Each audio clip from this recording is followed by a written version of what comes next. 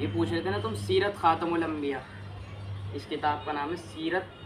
سیرت کہتے ہیں زندگی کو، زندگی کو سمجھ لو. دیکھو اس کا ٹائٹل سمجھو، سیرت یعنی زندگی ہے نا، جیسا زندگی ہوتی ہے. خاتم، خاتم جیسے ختم ہو گئے، ختم ہم کہتے ہیں نا ختم، یہاں آ رہا ہے خاتم ال یعنی آخری. اور انبیاء کا مطلب آپ سمجھتے ہی ہیں، بتانا کیا ہے انبیاء، سمجھتے نہیں ہو؟ ارے نبی، نبی ہاں انبیاء جتنے بھی سنو بھائی میری سمجھ، جتنے بھی نبی گزرے ہیں ان کو انبیاء کہتے ہیں، انبیاء علیہ السلام. تو ہم یہاں کہہ رہے ہیں خاتم الانبیاء صلی اللہ علیہ وسلم. جب صلی اللہ علیہ وسلم نام آئے تو تم بھی بول دیا کرو، درود شریف ہے چھوٹا یہ پڑھنا چاہیے. تو یہاں کیا، اب پورا میں تمہیں بتاؤں گا سیرت خاتم الانبیاء صلی اللہ علیہ وسلم. اب اس کا تم بتاؤ ترجمہ کر کے کیا ہو رہا ہے. سیرت خاتم الانبیاء صلی اللہ علیہ وسلم میں نے تمہیں بتا ہی دیا اس کا کیا ترجمہ ہو رہا ہے. اب تم پورا اس کو جوڑ دو. ارے سیرت زندگی، خاتم الانبیاء صلی اللہ علیہ وسلم یعنی آخری نبی. تو پورا جوڑ کے بتاؤ نا، آخری نبی کی زندگی بس یہ آ گئے. اور یہاں پہ لکھا ہے حضرت مولانا مفتی محمد شفیع عثمانی. مفتی کا ان کی کتاب ہے، میں بتا رہا ہوں بھی کس کی ہے. مفتی ابھی اس وقت ورلڈ لیول کے جو مفتی ہیں، جو اس وقت پورے ورلڈ کے کہہ لو، ہندوستان یا پاکستان ان کے نہیں، پورے ورلڈ کے جو اس وقت سب سے ماہرین مفتی مانے جاتے ہیں، مفتی تقی عثمانی. نام سنا ہوگا آپ نے، مفتی تقی عثمانی جو پاکستان میں اس وقت ہیں. ان کے صاحبزادے ہیں یعنی لڑکے. مفتی شفیع عثمانی صاحب تو اللہ کو پیارے ہو گئے تھے، یہ بھی بہت بڑے عالم دین تھے. اب اس وقت ان کے بیٹے ہیں جو سب سے وہ ہیں، تو انہوں نے یہ کتاب لکھی تھی. اس میں ہمارے نبی کی زندگی ساری، مکہ کی زندگی اور مدینہ کی زندگی، یعنی اسلام کس طریقے سے پھیلا، اسلام کس طریقے سے دنیا میں پھیلا، حضور کو کیا کیا تکلیفیں آئی، کس طریقے سے صحاباؤں نے کیا کیا تکلیفیں پیش آئی ان کو، پھر مدینہ میں جا کے کتنا ظلم ہوا. جہاد کیا ہے، جہاد جو آج لوگ کہتے ہیں نا غیر مسلم کے جہاد یوں ہے کہ کسی بھی کافر کو مار دو یا کاٹ دو، اس کا مطلب کیا ہے، کیوں جہاد قائم ہوا، یہ سارے اس میں ہے ٹوٹل. تو انشاءاللہ اگر تم اس کے روز 15 منٹ بھی دے دو گے نا، اگر روز تو نہیں کہہ رہا میں، ہفتے میں 2-3 دن جتنے بھی دے دو، انشاءاللہ جب بھی تمہاری پوری ہوگی تمہیں اس سے اتنی معلومات حاصل ہو جائے گی کہ تم کوئی بھی سوال پوچھے گا تم فوراً جواب دے دو گے. ہاں جی یہ ہوا تھا، ایسے ایسے پیش آئی تھی. دوسروں کو بھی تبلیغ کرنے میں تمہاری آسانی ہوگی کہ ہمارے نبی کی یہ پریشانی آئی، یہ ہو، یہ ہمیں مولویت میں پڑھائی جا رہی ہے. اس وقت ہمارا پہلا سال ہے تو اس میں ہمیں پڑھائی جا رہی ہے. دوسری ہے قصص النبیین. قصہ کہتے ہیں یعنی کسی واقعہ، اور نبیین یعنی نبی جو گزرے ہیں، یعنی قصص النبی، نبی کے واقعات. یہ کتاب ہے، عربی میں ہے یہ پوری، آپ پڑھ بھی نہیں پاؤ گے اسے، اردو کہیں بھی نہیں ہے اس میں دکھاتا ہوں، پڑھ کے دکھاتا ہوں. دیکھو پوری عربی میں ہے، اس کا ترجمہ آپ کر نہیں پاؤ گے کیونکہ پورے عربی میں ہے. ہم نے پڑھ لی ہے تو اس لیے ہم ترجمہ کر لیں گے اس کا. ہم عربی پڑھ بھی رہے ہیں، ہمارا عربی گرامر وغیرہ سب چل رہا ہے. ہمارے نبی کی زندگی ہے اور اس میں تمام نبی جو گزرے ہیں، اس کے تو اور بھی حصے ہیں، اس کے جو ہم پڑھ رہے ہیں ہمارا دوسرا حصہ چل رہا ہے وہ بھی پورا ہونے والا ہے. اگر تم یہ پڑھتے رہو گے نا یہ، تو تم سارے نبی جتنے گزرے ہیں سارے، تو خیر حدیث میں بھی ساروں کا ذکر نہیں آیا، بس یہ بتایا 1,14,000 پیغمبر آئے ہیں. تو جتنے نبی مطلب جیسے نوح علیہ السلام گزرے ہیں، لوط علیہ السلام گزرے ہیں، ان کی قوموں پہ کیا کیا عذاب آئے، کسی پہ بارش کا آیا، کسی پہ کیا آیا، کیوں آیا، کس لیے آیا، تو وہ سارے اس میں واقعات ہیں سارے نبیوں کے. اس میں اس کے سیکنڈ حصے میں، تھرڈ میں، تو اسے بھی پڑھ کے فائدہ ہوگا. تو اس کا تھوڑا سا انشاءاللہ میں لے کے چلوں گا، جس سے تمہیں اپنی نبی کی زندگی بھی پتہ چلے گی اور پیچھے جو انبیاء گزرے ہیں ان کا بھی پتہ چلے گا کہ ان کو کس نافرمانی پہ کیا کیا عذاب آیا. تو اب بتاؤ کون سی شروع کروں، پہلے تم سے پوچھتا ہوں کون سی شروع کروں. اپنے نبی کی زندگی سے شروع کر لیتے ہیں چلو انشاءاللہ.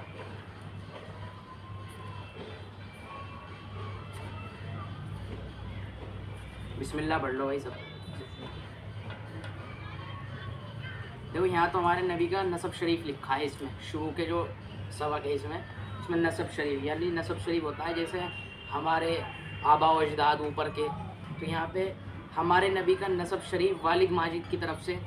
یہ تو پڑھنا خیر ضروری نہیں ہے، تو یاد کرنے کے لیے ہوتا ہے. محمد بن عبداللہ بن عبد المطلب بن ہاشم بن عبد مناف بن قصی بن کلاب بن مرہ بن کعب بن لؤی بن غالب بن فہر بن مالک بن عبد المناف بن کنانہ بن خزیمہ بن گدریقہ بن الیاس بن نذر بن نذر بن معاذ بن عدنان. یہ تو ہمارے نبی کا نسب شریف ہے، تو خیر ہے نہیں. تو دوسرے سبق سے شروع کرتے ہیں. ولادت سے پہلے آپ صلی اللہ علیہ وسلم کی برکات کا ظہور، یعنی ولادت سے پہلے، یعنی پیدا ہونے سے پہلے ہمارے نبی دنیا میں کیا کیا روشنیاں ہوئیں، کیا کیا ہوا، وہ یہاں پہ بتایا جائے گا. زور دھیان سے سننا اس کو. ہمارے نبی کے پیدا ہونے سے پہلے کیا واقعات پیش آئے. جس طرح آفتاب سے پہلے صبح صادق کے عالمگیر روشنی اور پھر شفق سرخ دنیا کو طلوع آفتاب کی بشارت دیتے، اس طرح جب آفتاب نبوت کا طلوع قریب ہوا تو اطراف عالم میں بہت سے ایسے واقعات ظاہر کیے گئے جو آپ صلی اللہ علیہ وسلم کے تشریف آوری کی خبر دیتے تھے، جن کو محدثین و مؤرخین کی اصطلاح میں ارحاسات کہا جاتا ہے. یعنی یہاں پہ کہہ رہے ہیں کہ جس طرح سورج طلوع ہوتا ہے، سرخ دنیا روشنی ہوتی ہے دنیا میں، اسی طرح جب نبوت کا یعنی نبی کے آنے کا سورج طلوع ہوا تو ایسے ایسے واقعات ظاہر کیے گئے، ایسے ایسے ان کی تشریف لانے پہ، جن کو محدثین اور مؤرخین کہتے ہیں، جو صحابہ جنہوں نے حدیثیں نقل کی ہیں، حدیثیں لکھی ہیں صحابہ سے پوچھ کے، ان کو محدثین اور مؤرخین کہا جاتا ہے. حضرت صلی اللہ علیہ وسلم کی والدہ ماجدہ کا، جو ان کی والدہ ہے حضور کی والدہ، کہ جب ان کے بدن میں، بدن کہتے ہیں پیٹ کو عربی میں، جب ان کے بدن میں بصورت حمل مستقر ہوئے تو انہیں خواب میں بشارت دی گئی کہ وہ بچہ جو تمہارے حمل میں ہے وہ امت کا سردار ہے. جب وہ پیدا ہو تو تم یوں دعا کرنا، میں ان کو ایک خدا کی پناہ میں دیتی ہوں، ان کا نام محمد رکھنا. یعنی جب وہ پیدا ہونے والے تھے تو ان کو ایک خواب میں دکھایا گیا کہ تمہارا جو بیٹا آنے والا ہے یہ امت کا سردار ہے اور ان کا نام محمد رکھنا. جب یہ آئیں گے ان کی والدہ ماجدہ کو خواب دکھایا جا رہا ہے اللہ کی طرف سے. وہ فرماتی ہیں کہ آپ کے حمل رہنے کے بعد میں نے ایک نور دیکھا جس سے شہر بسرا علاقہ شام کے محلات ان کے سامنے آ گئے، یعنی سب جگہ روشنیاں ہونے لگی ان کے آنے سے پہلے. اور فرماتی ہے کہ میں نے کسی عورت کو کوئی حمل نہیں دیکھا جو آپ سے زیادہ سہل کہتے ہیں آسان کو، سہل اور سبق ہو. یعنی ایام حمل میں جو متلی یا سستی وغیرہ عموماً عورتوں کو رہتی ہے وہ کچھ مجھے پیش نہیں آئی. ان کے علاوہ اور بہت سے واقعات روئے نما ہوئے جو ان کے مختصر رسالے میں گنجائش نہیں ہے. یعنی وہ فرما رہی ہیں کہ جیسے مطلب جو عورتیں پریگننٹ ہو جاتی ہیں تو ان کو مطلب خود سے متلی ہونے لگتی ہے، ایسی چیزیں ہونے لگتی ہیں، سنا تو ہوگا تم نے بھی، متلی سی ہونے لگتی ہے، الٹی وغیرہ، تو وہ انہیں کچھ پیش نہیں آئی، ان کو ہی کچھ پیش نہیں آئی. یہاں پہ اور بھی واقعات ہوئے تھے جو اس میں لکھے نہیں ہیں کتاب میں، لیکن بہت سے ہوئے ہیں. ٹھیک ہے. حضرت صلی اللہ علیہ وسلم کی ولادت باسعادت، اس پر جمہور کا اتفاق ہے کہ آپ صلی اللہ علیہ وسلم کی ولادت باسعادت، جمہور کہتے ہیں ہمارے جو علماء ہیں جیسے ہمارے دیوبند کے ہو گئے، ادھر کے ہو گئے، انہیں جمہور کہتے ہیں، باسعادت ماہ ربیع الاول جو اس سال میں ہوئی. ہمارے نبی کی پیدائش کس مہینے میں ہوئی کوئی جانتا ہے؟ ابھی میں نے پڑھا بھی ہے. نبی کی پیدائش کس مہینے میں ہوئی؟ اسلامک مہینے. چلو میں پڑھ کے بتا دیتا ہوں. محرم، ربیع الاول، ربیع الثانی، جمادی الاول، جمادی الثانی. بتاؤ، سوچ کے بتاؤ، ان میں سے کوئی ایک مہینہ. ربیع الاول ابھی پڑھا ہے نا میں نے. باسعادت ماہ ربیع الاول میں اس سال ہوئی. غور سے سنیں، بہت اہم واقعات چل رہے ہیں جس میں اصحاب فیل نے بیت اللہ پر حملہ کیا. آپ حافظ ہیں ماشاء اللہ، آپ نے قرآن میں پڑھا ہوگا الم تر کیف فعل ربک باصحاب الفیل. اصحاب فیل کا واقعہ ہے اس میں، صورت میں انہوں نے بیت اللہ پر حملہ کیا اور خداوند عالم نے ان کو ابابیل، یعنی ابابیل چند جانور تھے چھوٹے موٹے اڑنے والے، انہوں نے ان کو شکست دی ابابیل کو. اور فیل بھی اس میں وہ ہاتھی کو کہتے ہیں. فیل قرآن عزیز میں موجود ہے اور حقیقت میں واقعہ فیل بھی حضرت صلی اللہ علیہ وسلم کی ولادت باسعادت کے برکات کا مقدمہ تھا. جائیں ولادت وہ مکان ہے جو بعد میں حجاج کے بھائی محمد بن یوسف کے ہاتھ آیا تھا. امام حدیث ابن عساکر نے دنیا کی مجمل تاریخ اس طرح لکھی ہے کہ حضرت آدم علیہ السلام، اب یہ غور سے سننا، حضرت آدم علیہ السلام سے نوح علیہ السلام کے درمیان 1200 برس کا فاصلہ ہوا. یعنی حضرت آدم اور حضرت نوح یہ دونوں ہی نبی ہیں، تو ان کے درمیان میں 1200 برس کا فاصلہ ہوا. مطلب اتنے بعد آئے ہیں، پہلے آدم علیہ السلام آئے، پھر 1200 برس کے بعد نوح علیہ السلام آئے. اور نوح علیہ السلام اور ابراہیم علیہ السلام تک 1142 سال کا، اور ابراہیم علیہ السلام سے موسیٰ علیہ السلام تک کا 565 برس کا، اور موسیٰ سے داؤد تک 572، اور داؤد علیہ السلام سے عیسیٰ علیہ السلام تک 1356، اور عیسیٰ علیہ السلام اور خاتم الانبیاء صلی اللہ علیہ وسلم کے درمیان 600 برس کا فاصلہ گزرا. اس حساب سے ہمارے رسول مقبول صلی اللہ علیہ وسلم 5020 سال ہوئے. ہمارے رسول کو عیسیٰ علیہ السلام سے 5000 سال ہوئے بعد آئے عیسیٰ علیہ السلام سے. ہمارے رسول. اچھا یہاں ایک اس موقع کی مناسبت سے ایک اور بات عرض کر دوں کہ بہت سے غیر مسلم یوں کہتے ہیں کہ تمہارا اسلام تو 1400 سال پہلے آیا ہے، اور ہمارا یہ کہتے ہیں نا اپنا دھرم بتاتے ہیں کہ ہمارا فلاں دھرم تو سناتن دھرم تو شروع سے چلتا آ رہا ہے، پتہ نہیں کتنے سال بتاتے ہیں، کہتے ہیں ہمارا دھرم یہ غلط ہے. ہمارا بیسیکلی ایک اسلام جو ہے اسلام تو ہمارا اسی 1400 سال میں ہی آیا ہے، لیکن جو مسلمان تھے، مسلمان جو ہے وہ تو آدم علیہ السلام سے ہی ہے. آدم علیہ السلام بھی مسلمان تھے، نوح علیہ السلام بھی مسلمان تھے، انہوں نے بھی ایک اللہ کی عبادت کی دعوت دی. تو ہمارا تو پہلے سے ہی ہے. ان کے باپوں کے باپ ہیں ہمارے حضرت آدم علیہ السلام، تمام دنیا کے باپ ہیں نا حضرت آدم علیہ السلام، تو ان کے تو باپوں کے باپ ہیں ہمارے آدم علیہ السلام. یہ کہتے ہیں کہ ہم 1400 سال پہلے آئے تھے. بتاؤ کتنی بری بات ہے، ہمارے اوپر الزام لگا رہے ہیں نا. ان کے باپوں کے باپ ہمارے حضرت آدم علیہ السلام ہیں. حضرت آدم علیہ السلام کی عمر مشہور قول کے مطابق 40 کم 1000 سال ہوئی، یعنی 40 کم 1000 سال حضرت آدم علیہ السلام کی عمر ہوئی. اچھا پہلے نبیوں کی عمر ہے نا، ان کی امتوں کی عمر بھی بہت لمبی لمبی جاتی تھی، کسی کی 500 چلے گئی، 1000 چلے گی. یہ تو ہمارے نبی صلی اللہ علیہ وسلم 63 سال کی عمر میں دنیا سے تشریف لے گئے. تو اللہ نے یہ دکھا دیا کہ تمہاری امت کی عمر اتنی ہی ہوگی، 70 80 اسی کے کمپلسری. ادھر دنیا کے بت خدا میں آفتاب نبوت کا ظہور ہوتا تھا، ادھر ملک فارس، ایک ملک فارس تھا. ملک فارس کی کسرا کے محل میں زلزلہ، وہاں ایک محل تھا، وہاں زلزلہ آیا جب حضور کی پیدائش تھی. وہاں ایک زلزلہ آیا جس سے اس کے 14 کنگرے گر جاتے ہیں. وہاں پہ بت بنے ہوئے تھے اور اس محل کے 14 کنکرے گر گئے حضور کی پیدائش سے پہلے. بحیرہ سادہ ملک فارس کا ایک دریا ہے، بحیرہ فارس ملک فارس میں دفعتاً خشک ہو جاتا ہے، خشک ہو گیا، وہاں پانی تھا خشک ہو گیا. فارس کے آتش خدا کی وہ آگ جو 1000 سال سے کبھی نہ بجھی تھی وہ خود بخود سرد ہو جاتی ہے. ایک آگ تھی فارس کی کہ وہ بجھتی نہیں تھی، مطلب جلتی رہتی تھی ہمیشہ. حضور کے آنے پہ وہ بھی بجھنے لگی. اچھا کیوں؟ یہ اس لیے تھا جیسے بت ٹوٹنے لگے، یہ ہونے لگا، اس لیے تھا کہ ایک نبی آنے والا ہے جو ان سب کو ختم کرے گا. کیونکہ یہ جو آگ تھی پہلے زمانے کے لوگ یہی تو کرتے ہیں، آج بھی ہے کہ آگ کو پوج رہے ہیں، کوئی سورج کو پوج رہا ہے، کوئی کسی کو اپنا خدا ماننا ہے. تو یہی ہے.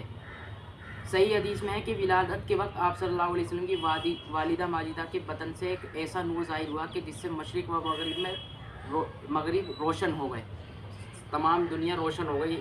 جب ان کے بطن میں نے ابھی بتایا پیٹ سے ایسی روشنی ہوئی ان کی والدہ ماجدہ کی کہ تمام روئے زمین پہ روشنی ہو گئی. اور بعض روایت میں ہے کہ آپ زمین میں جلوہ افروز ہوئے تو دونوں ہاتھوں پر سہارا دیے ہوئے تھے. پھر آپ نے خاک کی مٹی بھری اور آسمان کی طرف دیکھا.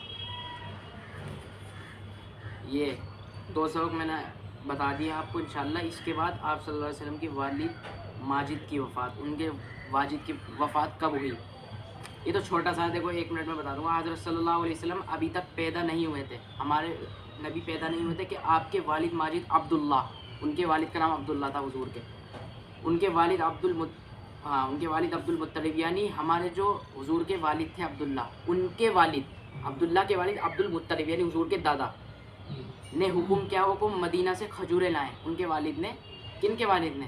حضور کے والد کے والد نے حکم کرا کہ آپ مدینہ سے کھجور لائیں، اور ابھی تک حضور پیدا نہیں ہوئے. عبداللہ آپ کو بصورت حمل چھوڑ کر مدینہ چلے گئے، ان کو ایسے ہی چھوڑ کر اپنی بیوی کو یعنی حضور کی والدہ کو، وہ ابھی پیٹ میں ہی تھے حضور، تو ان کو ایسے چھوڑ کے چلے گئے کھجور لینے. اتفاقاً وہیں ان کی وفات ہو گئی اور والد کا سایہ پیدائش سے پہلے ہی سر سے اٹھ گیا، یعنی وہیں ان کی وفات ہو گئی جب مدینہ میں کھجور لینے گئے. اچھا پہلے زمانے میں نہ تو کوئی فون تھا، نہ کوئی ایسی چیز تھی. جب اگر کوئی دوسرے ملک میں چلا بھی گیا نا تو اس کی کئی دنوں بعد خبر آتی تھی کہ فلاں وہ تو چلا گیا تھا، وہ تو انتقال ہو گیا اس کو. نہ کوئی فون تھا، نہ کوئی چٹھی تھی. چٹھی بھی بہت اگر دور سے جا رہی ہے تو پتہ نہیں کتنے دنوں میں پہنچے گی اور کب پہنچ رہی ہے، اور پھر پتہ چلا 10 دنوں پہلے انتقال ہو گیا تو چٹھی پہنچ رہی ہے آج کے انتقال ہوگی. تو یہ بھی بہت پہلے زمانے میں دقت تھی ایسی. اس کے بعد انشاءاللہ آپ بہت کچھ پڑھو گے اس میں، کیا حضور نے سب سے پہلے پیدا ہوتے کیا زبان سے لیا، حضور بچپن میں کھیلتے تھے نہیں کھیلتے تھے، کیا ہوا حضور کے ساتھ. یہ کتاب بہت موٹی ہے لیکن اس کتاب میں ایسی باتیں لکھی ہیں، حضور کی ساری زندگی ہے، بس یہ سمجھ لو حضور کی کیسے انہوں نے اسلام پھیلایا، کس طریقے سے کیا کرا. تو مزہ آیا نہیں آیا سن کے؟ بہت فائدہ ہوگا بھائی، تھوڑا سا ہی سن لو چاہے، بہت فائدہ تو ہوگا انشاءاللہ. یہ عربی میں، اس کا ترجمہ میں انشاءاللہ کر کے بتاؤں گا آپ کو. اس میں شروع ہوتا ہے ابراہیم علیہ السلام کی پیدائش سے واقعہ. ابراہیم علیہ السلام بہت بڑے نبی, آپ نے سنا ہوگا قربانی. ہاں اسماعیل علیہ السلام آپ نے سنا. بسم اللہ الرحمن الرحیم. من کسر الاسنام, عربی میں من کسر الاسنام, من کا ترجمہ آتا ہے کون یا کس, یہ عربی میں من کا مطلب کون یا کس, اور کسرا کا مطلب ہوتا ہے توڑنا, اور اسنام بت کی جمع ہے. سنمن, سنمن کہتے ہیں بت کو, سنمن بت کو, اور اسنامن بہت سارے بت. سنمن ایک بت, اسنامن بہت بت. من کسر الاسنام, بتوں کو کس نے توڑا, یہ اس کا ترجمہ ہے. بائع الاسنام, بایا یبیع بیان کے معنی آتا ہے بیچنا, اور اسنام بت, ابھی میں نے بتایا آپ کو اسنام بتوں. سنمن کی جمع اسنامن, اسنامن یعنی بہت سارے بت, تو اس میں آ رہا ہے بائع الاسنام, یا سنمن تو نہیں آ رہا, اسنام آ رہا ہے, یعنی بہت سارے بت, بتوں کو بیچنے والا. قبل ایام کثیرۃ جدہ, بہت زمانے پہلے, بہت زیادہ زمانے پہلے. کان فی قریۃ رجل مشہور جدہ, ایک گاؤں میں بہت مشہور آدمی رہتا تھا. وکان اسم ھذا الرجل آزر, اور اس کا نام آزر تھا. وکان آزر یبیع الاسنام, اور آزر بتوں کو بیچتا تھا. وکان فی ھذہ القریۃ بیت کبیر جدہ, اور اس گاؤں میں بہت سارے بت تھے. وکان فی ھذا البیت اصنام, اور اس گاؤں میں ایک گھر تھا. اصنام کثیر جدہ, اس میں بہت سارے بت تھے. وکان الناس یسجدون لہذہ الاصنام, اور لوگ بتوں کے لیے سجدہ کرتے تھے. وکان آزر یسجد لہذہ الاصنام, اور آزر بھی بتوں کے لیے سجدہ کرتا تھا. وکان آزر یعبد ہذہ الاصنام, اور آزر بتوں کی عبادت کرتا تھا.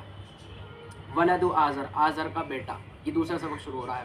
یہ تو یہ تھا کہ آزر کون تھا اور کیا کرتا تھا, سمجھ میں آ گیا بھائی کیا کرتا تھا آزر, آپ سے پوچھ رہا ہوں میں کیا کرتا تھا, بیچتا تھا, سمجھ گئے ماشاء اللہ. ولد آزر, آزر کا بیٹا.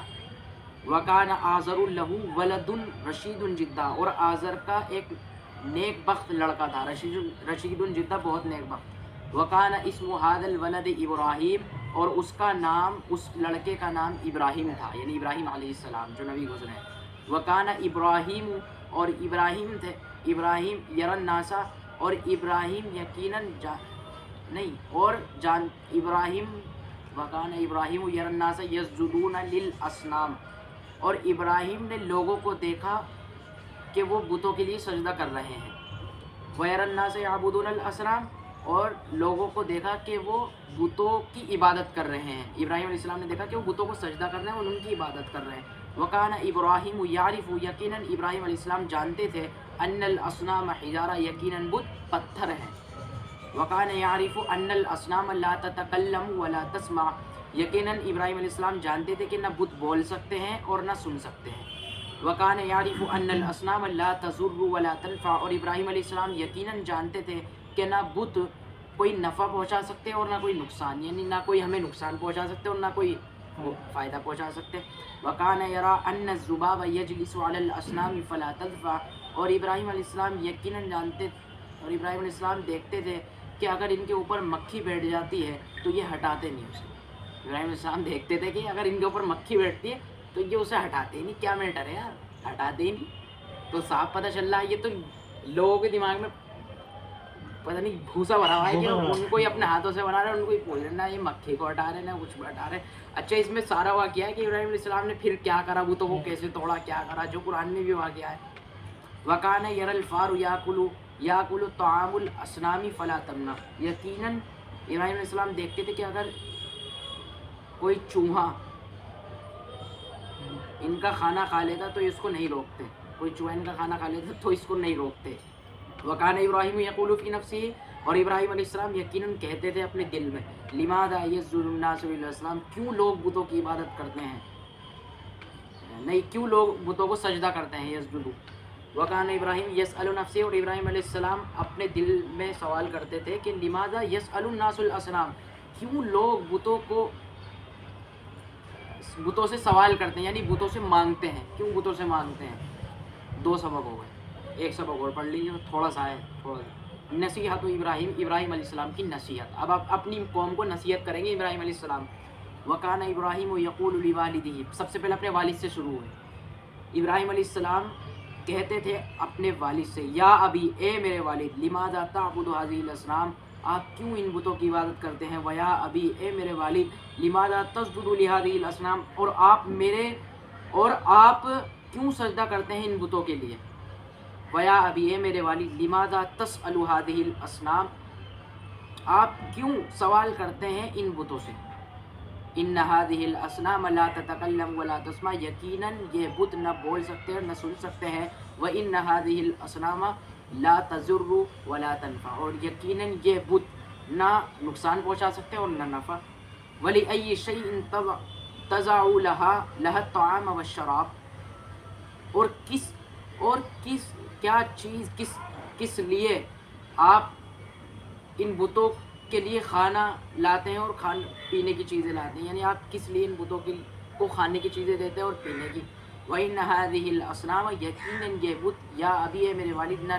لا تاکل ولا تشرب نہ کھا سکتے نہ پی سکتے اچھا شراب کے معنی شراب ہی نہیں ہے کھانا پینا بھی آتا ہے شراب یعنی پینا اس کے معنی پینے کے بھی آتے ہیں تشرب اس میں یہاں پہ شراب کا معنی پینا ہے وَكَانَ آزَرُ يَكْذَبُ وَلَا يَفْهَمُ اور آزر غصہ ہوتے تھے ولا یفہمو اور ان کی نہیں سنتے تھے اپنے بیٹے کی نہ سنتے تھے اور نہ جو ہے غصہ ہوتے تھے وکان ابراہیم ینصحُ لقومہ اور ابراہیم علیہ السلام اپنی قوم کو نصیحت کرتے ہیں وکان الناس یغضبون ولا یفہمون اور لوگ غصہ ہوتے ہیں اور ان کی نہیں سنتے ہیں نہ لوگ سننے نہ والد سننے قال ابراہیم علیہ السلام نے کہا انا اکسر الاصنام میں توڑ دوں گا بتوں کو اذا ذهب الناس جب لوگ چلے جائیں گے وحینئذ یفہم الناس پس تب لوگ سمجھ جائیں گے یعنی یہ ان کے سامنے نہیں کہا انہوں نے اپنے دل میں کہنا ہے میں ان بتوں کو توڑ دوں گا جب یہاں سے لوگ چلے جائیں گے پھر لوگ سمجھ جائیں گے 3 سبق ہو گئے آگے سبق آئے گا ابراہیم یکسر الاصنام ابراہیم بتوں کو توڑتے ہیں کیسے بتوں کو توڑا کیا بہانہ بنایا کیسے ایک سبق تو تم سے پوچھتا ہوں ایک سبق پڑھاؤں نہیں پڑھاؤں گا کیا بات ہے